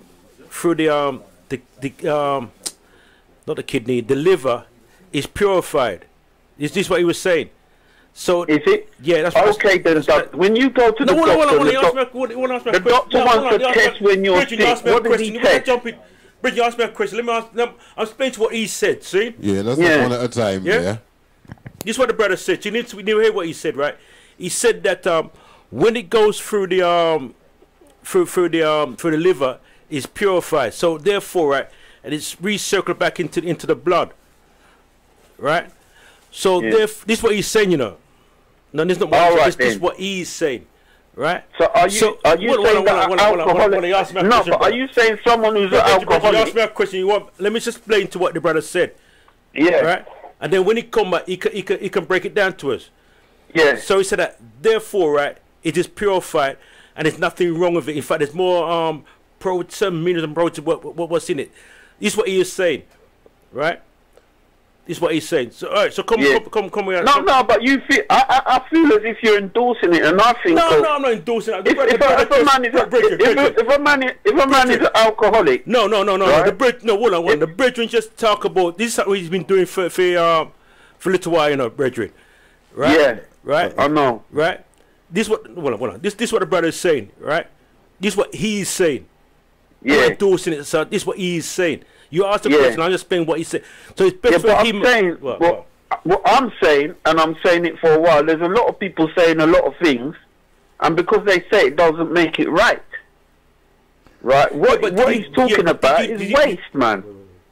So what are you saying then? What are you saying? What knowledge can you bring then? You're going to say as an alternative. I'm going to tell you what I'm going to bring, and a lot of people haven't got it. It's called common sense, right? Because there's no way. Next minute he's going to say you can make perfume and spray it on yourself because it will make your skin glow. No, but you see, all this is rubbish, Dougie. No. I can say it's rubbish. But you see, you didn't listen to what the brother said from the beginning. Because I did ask him, right? I did ask him a question and said, Is it safe to drink? And but you're asking a random person. No, brethren. It's not safe. Brethren. You know, we're trying for a reason. You asked me, I'm trying to reason out with you. Okay. I'm trying to reason out with you. You know? Right, let's just get back to kind of the level that we're on. Basically, we've had a guest in. He's given us. He's done it. Extensive research. You can see him on YouTube. He's written books. He's got a scientific background, and he's given us a tool that we can either take or not take. It's something else to consider. Okay. So basically, that's all. Hold on a second. That's all that is. Yeah. Basically, he's in his analogies that the liver is the purifying mechanism, and the waste comes out the poo. So the waste comes out of the poo, and what is held in the bladder is actually been cleansed by the liver. So it's actually the liver that detoxins everything. I mean, so basically all you can do is go on go on YouTube or go and do your own research, and when you've done the research, then come back to us. My research is common sense. Yeah. Well, hold on a second. But we can't really work with that. That's just a word, you know. So basically, we can't work with a word. Well, what scientific background have you got? No, but you're sorry, can you answer the question? No. I'm telling you, there's no way I'm going to tell anyone in my family. Can you answer the question? You've come on air. They've got to drink their own piss. You've come on air. Hold on a second. You've come on air. We've listened to what you've got to say. I just want to ask you one question. What is your scientific background? So you're asking me for scientific background. Yeah, what is? Yeah, I'm saying to you, it's common sense. No, leave the common sense out there. Leave the common sense out, because we're trying to reason, right? We're trying to reason. If you've done your if you've done your research, you. No.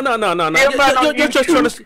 Listen, if you've done your research, right, you wouldn't. Okay, this is not going nowhere. Okay, thank you for your time. Let me speak. Go on. Say what you have to say, man. Yeah, also, you was talking about in the bedroom, when you're breathing out, I forgot, is it carbon dioxide we breathe out? Yes, it is. Hello? Yes, it is, yeah. It's carbon dioxide, so most people would have a plant in their room because plants release oxygen, am I right? Not really, because everybody's got different lifestyles. So that's a generalisation. No, but I'm just trying to say something. Look, if you look at most of the flats nowadays, they're not, and the way that people live, you know, that is one thing that is getting destroyed in us now. We're more on a plastic society where natural things like plants, they're not really in people's houses. You've got more mobile phones and even more electrical devices in houses than plants. You know, especially the lifestyle that everybody's living nowadays. It's not, people ain't got plants in their room. Yeah, but when you have the fabric of your house, there is certain amount of oxygen that can get through the fabric. You can only, if you've made your room airtight, then you have a problem. But there's no room that no one would make absolutely airtight, because you open and close your bedroom door anyway, and your bedroom door's got gaps, your floorboard's got gaps, and your window sills are never 100% because you have a thing called downdraft, that we can get at your window. So I can't understand that if you're in your bedroom that you're breathing out carbon dioxide, the ratio in the room, you know, that would have to have about 100 people in the room filled up for it to have no oxygen in there. Okay, well, no, thank you very much for your comments. We've got some other callers that want to call through, you know, and you're starting to sound a bit like a plant anyway. So thank you for the caller, and we'll speak to you later. Thank you. You carry on drinking your. All right, then. Okay, all right, give thanks. Okay, then, I know we got someone trying to phone in live. Number 0794443. Oh, but 31. I've got another caller coming to counter it. Yeah. Greetings. Greetings, Brother Dougie. How you been? You good? Yeah, man. I've been listening to Blessradio. Right. Am I clear? I'm on the air. Yeah, you're good, man. You're good. You're clear. You sound like you're in the room with us. I listened to Dave Murphy. Yeah. And I listened to the caller that just called. Yeah. Honestly, what the caller just called was right. Exactly how I feel. Yeah. The first time somebody texted me and my son to try about urine. Yeah. So that caller was just right. Exactly what I said. How can you drink something that's supposed to be waste, you know? And, you know, when you're ill in the hospital, they say to you, bring your urine. Do you understand? Yeah. So, I understand him. It's horrible to drink it, but I don't know how to explain it. I end up, after 2 weeks, looking at my urine. I said, I'm not putting this shit in my mouth. You know what I mean? Mm-hmm. And I called him again. I said, listen, to be honest with you, I'm not ill for anything, yeah? Yeah. Anything. How do I know if this thing works? Because I'm not ill. I'm not suffering from anything, touch wood. The only thing I'm suffering sometimes because I'm over, I don't sleep early, I wake up early, I always drink, I always feel I don't have energy, you understand? Yeah, yeah. He told me that he does that as well. I said, what? You mean he give you energy? He said, yes. And so I gave it a try, and no, I didn't. I just looked at I stopped the urine and put it in the glass, and I looked at it. I said, fucking, I'm not taking this shit in my mouth. You know what I mean? Yeah, mind the language, please. You go on. I called my friend. She said, Lizzie, how did it go, man? What is wrong with you? Anyway, I did that. Instantly, I feel like when I drink fresh green, and I feel energy. You understand? Instantly, I feel energy. I said, no, this is not happening. This is not real. I try again when I was getting tired, and I feel the energy is like something pushed me. You know what I mean? I said, this can't be true. You know? Honestly, from that day, it's 2 months now, I have my urine. All right, then. So let's be clear. So yourself has been drinking your own urine on a daily basis for the last 2 months, yeah? Even rub it on my face and my face too. All right then. Okay then.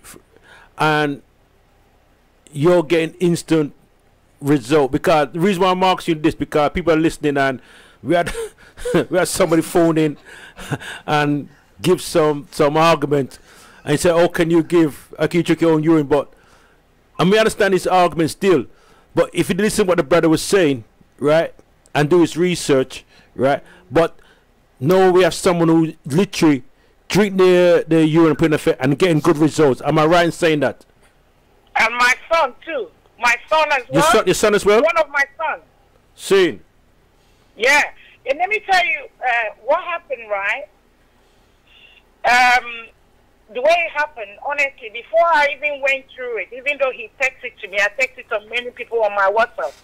I had to go and do a research. I went on YouTube, and I keep hearing how good it is. There's even a Nigerian girl. She's based in America, a young girl. She said it's her father introduced this thing to her. She's actually the one that made me to try it. I said, well, even though I saw David Murphy, I saw his program on YouTube, but that girl is one that actually pushed me. Seeing a black and another American black woman as well. I don't know. The way she talk about it, I said, if these people, they're black people, why didn't I give it a try? And that's why I did.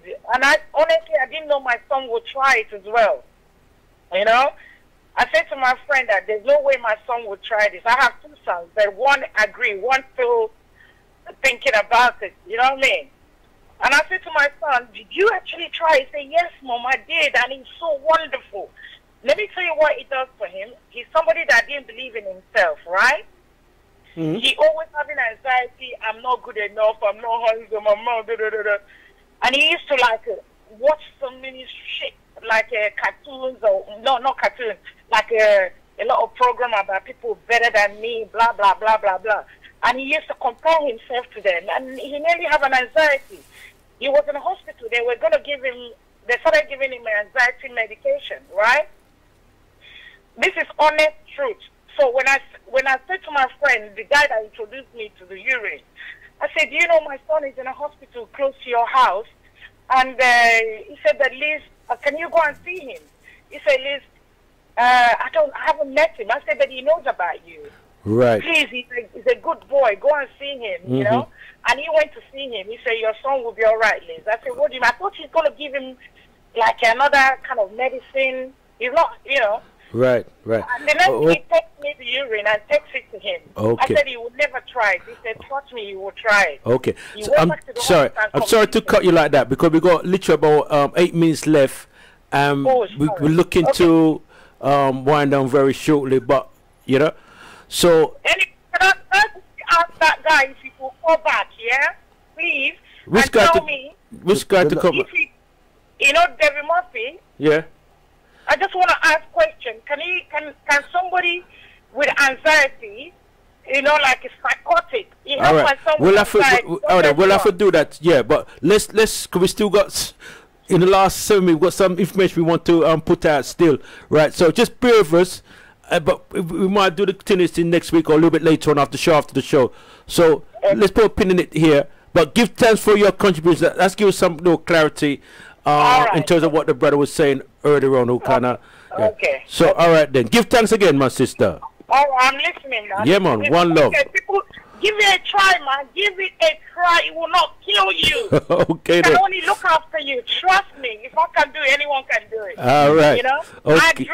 I drink, and I eat rubbish food, and it's so healthy. All right.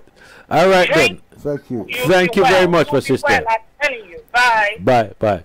Okay then. But this is like, but we're gonna have to come back to this subject again because it's open. No, but you see, I'm seeing for another time. But one thing, people need to do research still. Something I want to even throw to Theo because I ain't been aware of any ancient cultures doing this. I haven't seen any animals in nature doing this process. Are you aware of any other examples that this occurs? I mean. Yeah, but no, still have to do your research. I'm not. No, I'm just saying. I'm just putting it out there. Okay. That, you know, nature's sometimes the best teacher. I'm not aware of any animals that do this, and I'm not aware of any ancient cultures that do this practice. So I just want to throw that out there. As well to do research. Yeah, I understand. If anybody's got any more information, even Dave Murphy as well. Yeah. And going back to the caller that was against it as well. You know, you've got to take both sides into it. Yeah. Yes, Theo, have you got anything? I'm trying. Because I've got a whole lot of there's a whole lot of this is coming from a whole lot of angles. My thinking on this, so I'm just trying to figure out where the appropriate place to start would be. Okay, I'm just gonna try this because I haven't really thought too hard. I've been like absorbing all of this, but now, so let's go with the call prior to the lady and the young gentleman. The young gentleman. Yeah, Mr. Common Sense. And I mean, okay, we can all pretty much be in a consensus that urine is a waste product. Okay, so then, but then, had we not ingested anything in the first place, there'd be nothing to expel, right? So using that logic. And I could stand corrected on this. I would say, okay, let's look at the last caller's how can you call it? I was going to say recommendation, but it's more like testimonial. Yeah, that's the one. That's the one. I wasn't the word I was looking for, but that'll do. So this testimony, but she's really like a really staunch advocate. So she's really no. She's advocates very emphatically in favor of, drinking urine, right?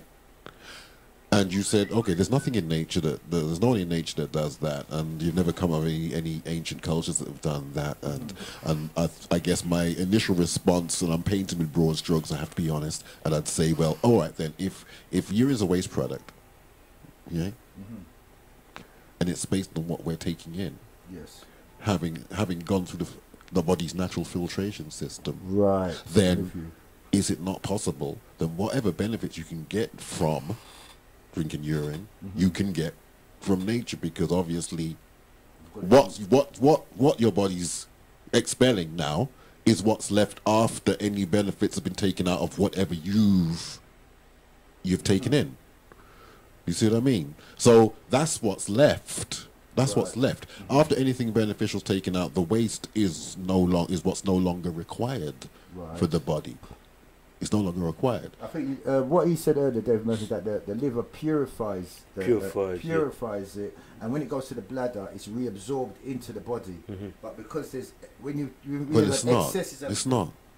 That's what he said. It's reabsorbed into the body. What he said. He said basically, I'm okay. I'd have to ask the guy. I'd have to ask the guy myself, because it's just clarifying what he said. Hold on a second. I'll just clarify for anybody who's just joined the conversation. All right. Because you joined late as well. Yeah, fine. I'm just going to reiterate what he said and then come back with what you're going to say. So basically, what he said is that basically the liver purifies what's been consumed. The waste goes out.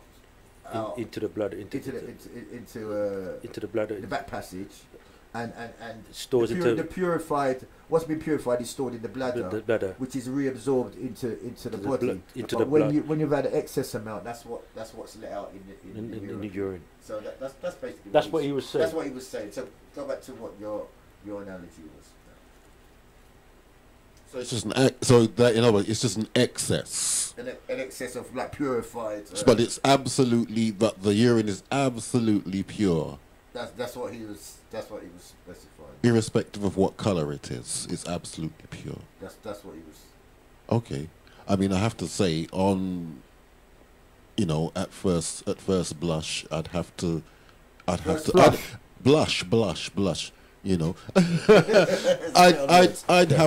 to subject that information to more scrutiny myself. Right. Yes. I'd have to.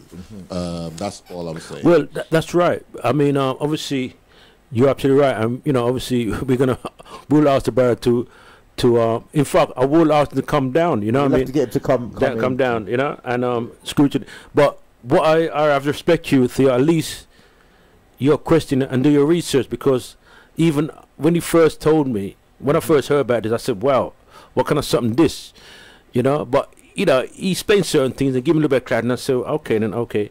Then obviously, the sister, and I heard one, two people, but I wasn't too sure about them. You see what I'm saying? But like anything else, we have to question things from A to Z, and I do agree. And I can understand that caller's reaction, but sometimes we have to move past emotion.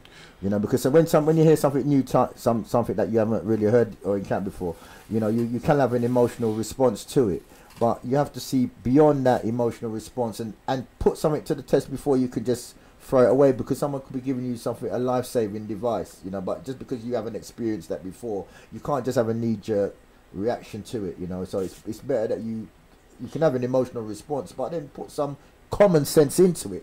Common sense is not just a word and you shout it. Well, it's about question. It's about question and doing your research. No. I mean, I'm just nurturing a healthy skepticism here, and one of the questions I was going to ask, I know we're out of time, so I'll try and make it quick. Is that all right?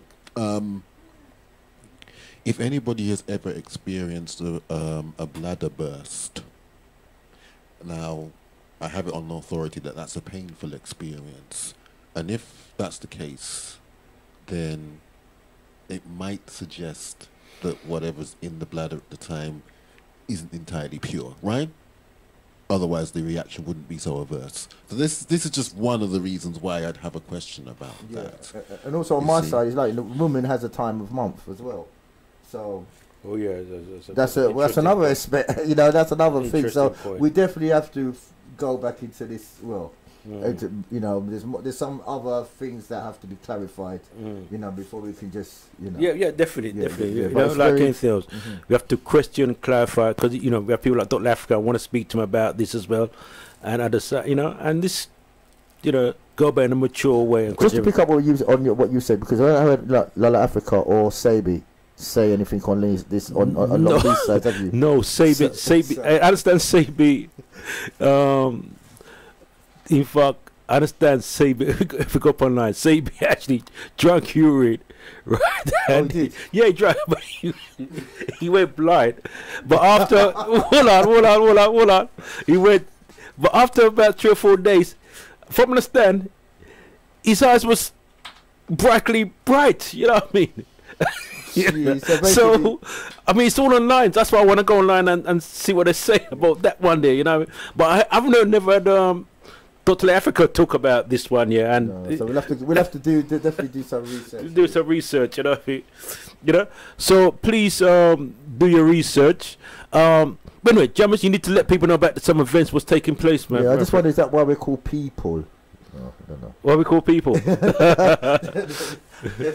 anyway, yeah, basically, yeah, well, it's been a very interesting show. I'd like to thank everybody for their contribution, especially Dave Murphy and the 2 callers that stoked up the fires here. And Theo, you know, don't leave it for another year before you come back here, you know, because you're giving us the baseline is come back to Bless, you know.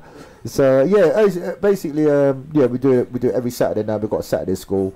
I know someone's tried to call me. I'll be calling you tomorrow in relation to your son joining, and that's every Saturday, Afro Caribbean Centre, Turnpike Lane, and it's now new times is from 10:15 till 1:30, and we start with a breakfast, so they get a little snack before they start, and we do English, art, maths, and etymology, also behaviour and presentation skills, and that's from ages 5 to 15. That's every Saturday, Turnpike Lane, Clarendon Road.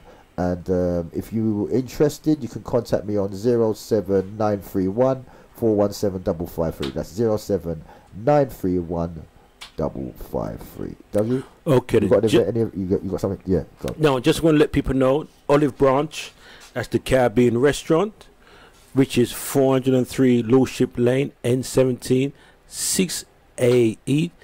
Now they do a special offer.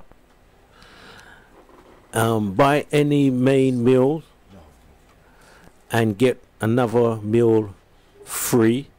Eating, so it's important it's eating only, and it's between Monday and Saturday. Time between 12 p.m. to 2 p.m. and 5 p.m. to 8 p.m.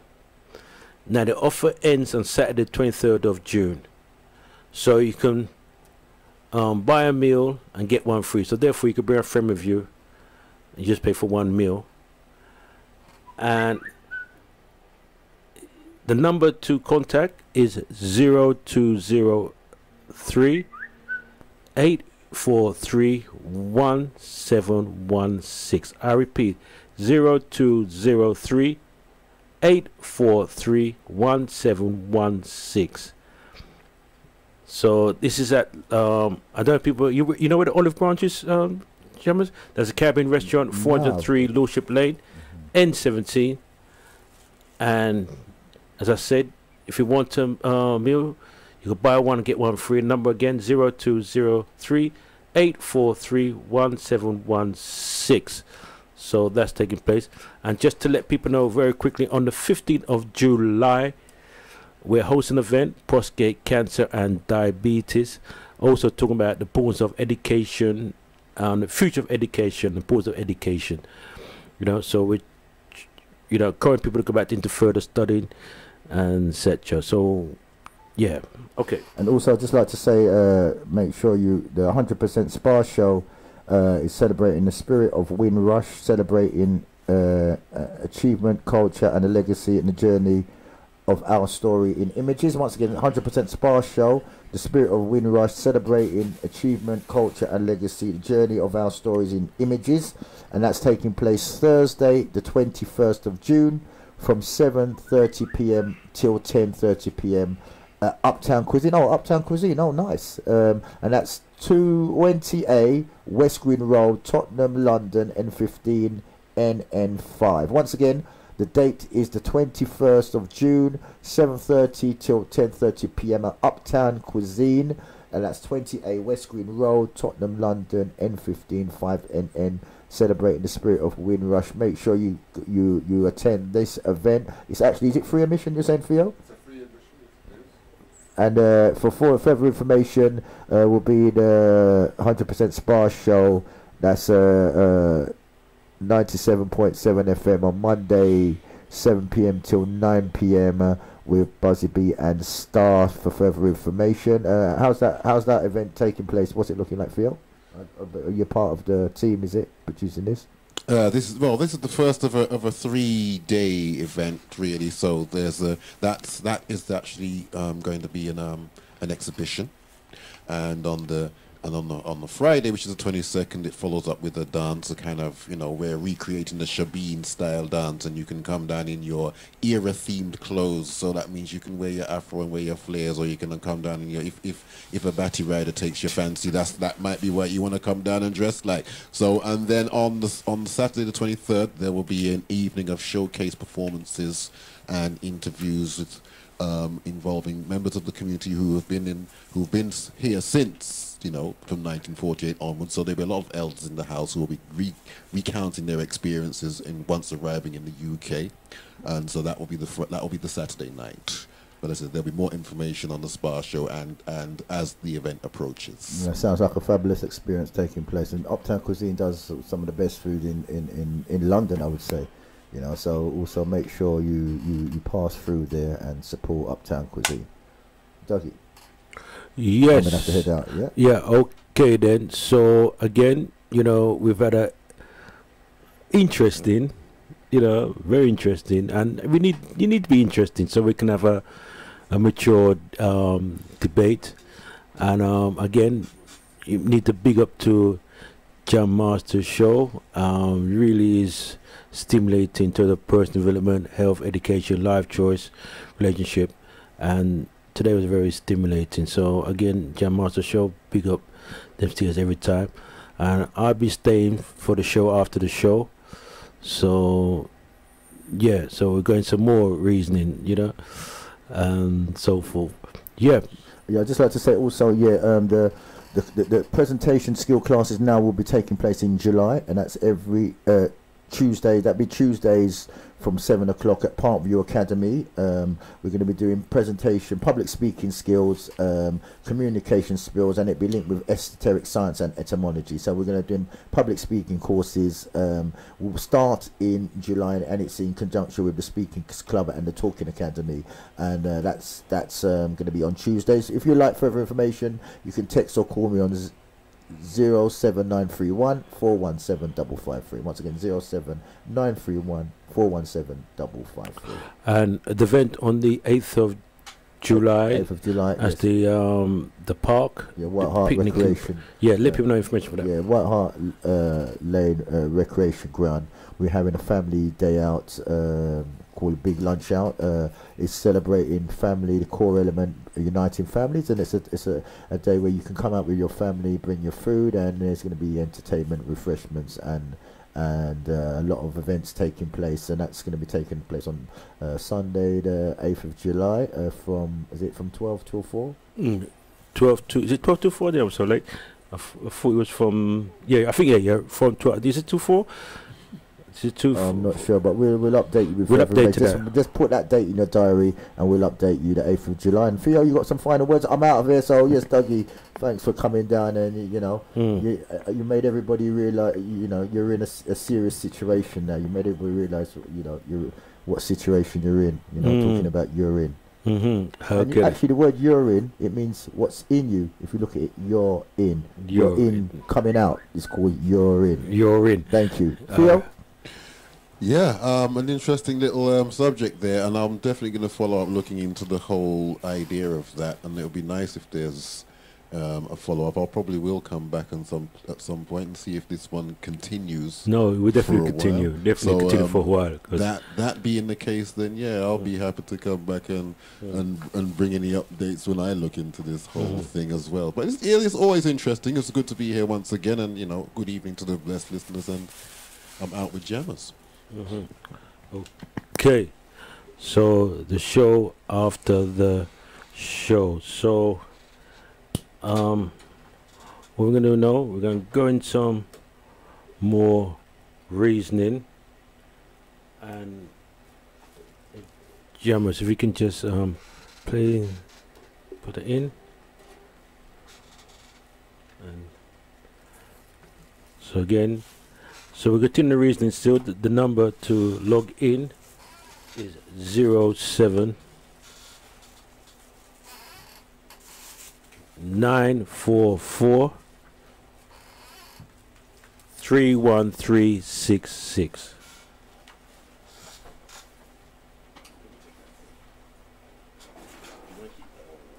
In the conversation about love.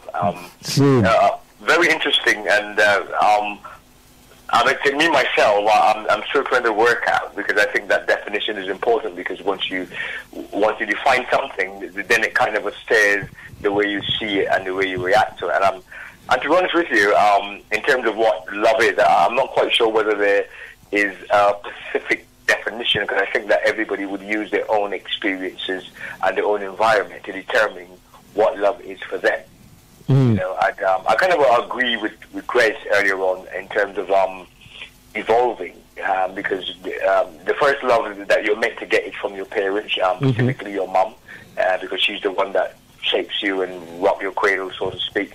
So she's the one that kind of shows you that love and that caring and that protection and there to things. So that's a different kind of love. But as you get older, you realize that there's different kinds of love. So when people talk about love, I suppose it depends on, because the kind of love that you get from your mom, or you get from, but in the context of relationships, to me, it's a total different context, because people come into a relationship with, I think with different, I don't know whether the word agenda is the right word to use, but obviously people assume that they are meant for each other, but at least initially anyway.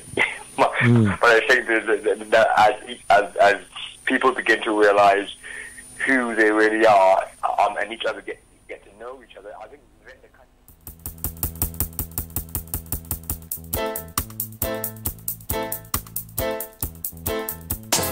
Black on black violence. No, I'm not gonna be silent. Black on black violence. No, I'm not gonna be complacent. It just doesn't make sense. Black on black violence shows a lack of the facts. I say, brothers, sisters, stop, clean up your act. Remember, we're from a long line of dignitaries. Behave with dignity, for we are sovereignty. We civilized the world, that's the word. We taught the world the sciences, social and physical. We taught the world how to read and write. Now one another we fuss and fight. We taught the world the 147 moral ethical laws of man, nature's law, of which the Europeans stole and plagiarized and turned into the 10th commandment. Remember, we taught the world of a creative energy force, which they call God. We call it Ra, nature to you. So why are we fussing and fighting? Blessfm.